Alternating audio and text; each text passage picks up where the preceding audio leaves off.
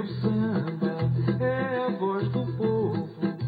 Se alguém gostou, eu posso cantar de novo. Eu sou a flor que o vento jogou no chão, mas ficou o galho pra outra flor brotar.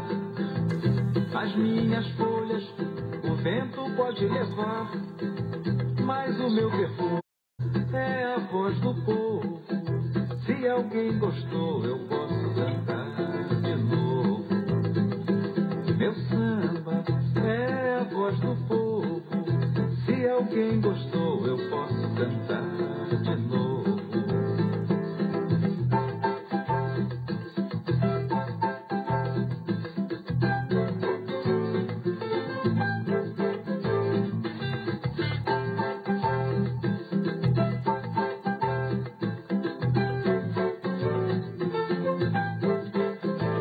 Eu sou a flor que o vento jogou no chão, mas ficou o galho pra outra flor brotar.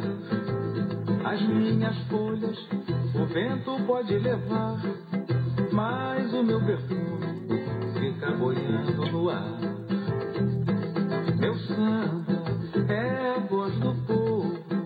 Se alguém gostou, eu posso cantar.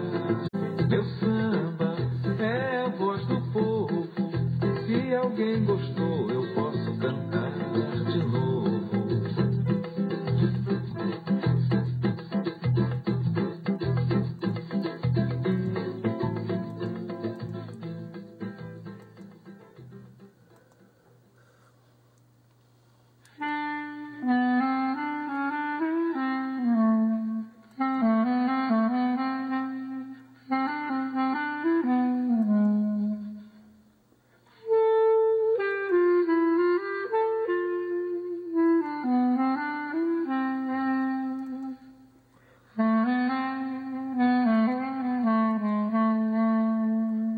Samba triste das incertas madrugadas. Samba triste, ecos de passos nas calçadas. Samba triste de São Paulo na neblina, na garoa muito fina, nas luzes amortecidas. Samba tão triste, samba das almas vencidas. Samba triste das certas madrugadas. Samba triste, ecos de passos nas calçadas. Samba triste de São Paulo na neblina, na garoa muito fina, nas luzes amortecidas. Samba tão triste, samba das almas vencidas. Cada boêmio que passa na rua é pra sonhar com a lua. Cada mulher mariposa de asas queimadas desencanta nessas vidas, pela neblina envolvidas, perdidas na madrugada.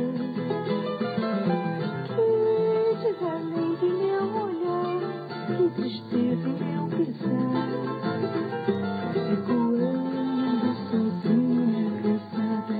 Samba triste, samba triste das certas madrugadas.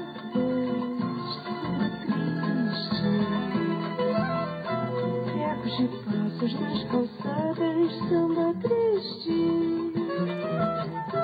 de São Paulo na neblina, na garoa muito fina, nas luzes amortecidas. Samba tão triste, samba das almas vencidas. Cada boêmio que passa na rua é só pra sonhar com a lua.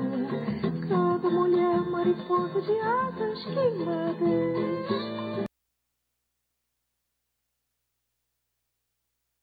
Madrugada, que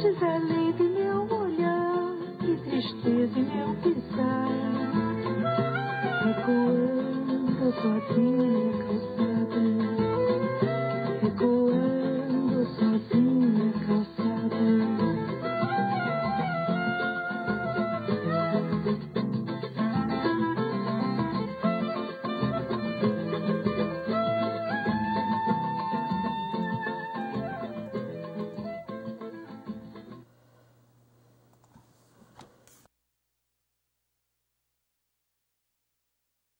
Jack. He's humping, yeah, hump.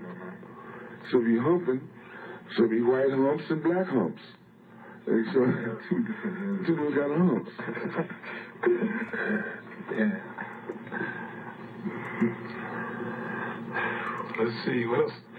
What else do we have here? What do you think of Coltrane's contribution to music? You know, yeah, another question there. What do I think about? You didn't read it yet, but it was about what do I think? You quit the questions, right? Mm-hmm. Because it was about Sun Ra. Yeah, there's one about Sun Ra and Coleman. And this may sound funny, man, but I never heard John Coltrane or Sun Ra. So I can't really comment. Because I was like, you know, in for 6 years. Now, I heard John Coltrane after that with Miles Davis. I heard that. And then he went to something completely different. And I have some reserves about that, you know, because maybe I didn't hear enough of it.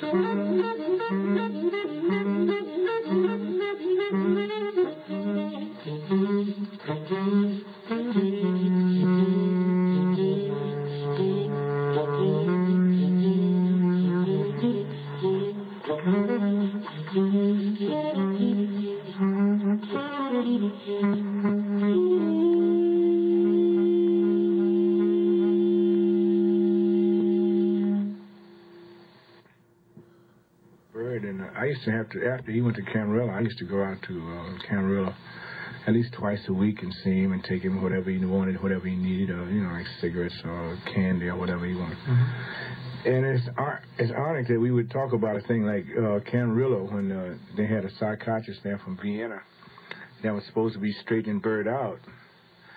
And shortly after Bird left, the guy committed suicide. the psychiatrist, he committed suicide. That's a funny thing to do, you know. He couldn't. I don't know why that a guy would do a thing like this, but a bird come out straight, smiling, happy, and saying the guy his psychiatrist cracked up. I don't know really didn't understand that why, but I talked with the psychiatrist, and he seemed like a fellow that was pretty street. He was telling me about Bird every time I'd go out there and see him. He'd say, well, Bird's come along fine and so forth. And about 2 weeks later, he cracked up and committed suicide. That's a funny thing to say about a guy, don't you? Right, yes, sir. But Bird came on back out, and he had gained weight and everything, and his nerves was back in the thing. This was at a point in his career where he could use gaining some weight. He needed help right then, and they gave it to him. In fact, the time that they put him in the Lincoln Hospital, he was living at a Japanese hotel down on St. Pedro and First Street, I think, down in Los Angeles. And the guy from the hotel knew that I was trying to help him, so when Bird came downstairs, knew, and the guy told him, say, you can't walk around like this out, He said, you go back in and put your clothes on. So Bird went on outside and was sitting on top of a car, nude. He didn't know what the hell. He didn't know where he was at. He didn't even know what was going on, because the urge and the craving for drugs was so strenuous on his mind that he didn't know what was really happening. But in the meantime, the guy called me from the hotel, and in the meantime, he'd called the police also. So when I got there, they had taken Bird to the Lincoln Hospital. I went over to the hospital, and the doctor had gave him a shot of dope, and he was fine. Wasn't nothing wrong with him. He was back to his normal self, He was back. So I said, well, Bird, what happened? He said, I don't know. Says, I look up here. I am here. I'm in the bed, and I feel fine. And I said, oh, yeah? I said, what did they give you? He said, nothing that I know of. And they gave him a shot of dope and brought him around, and he was cool. So, but anyway, it went before the judges the next morning, and they read that report of what had happened the night before. So the guy said, well, maybe we better have him checked out. So they sent him to Camarillo. Right. And that's why he got checked out, and he was all right. The psychiatrist said he had no problems with Bird out there. Although I don't know how Bird could stand it, because they had, you could hear all the moaning and moaning going on, and even in the visiting room, when the guy would come out to see you could hear all this funny sounds going on. I don't know how he stood it, but he come out smiling,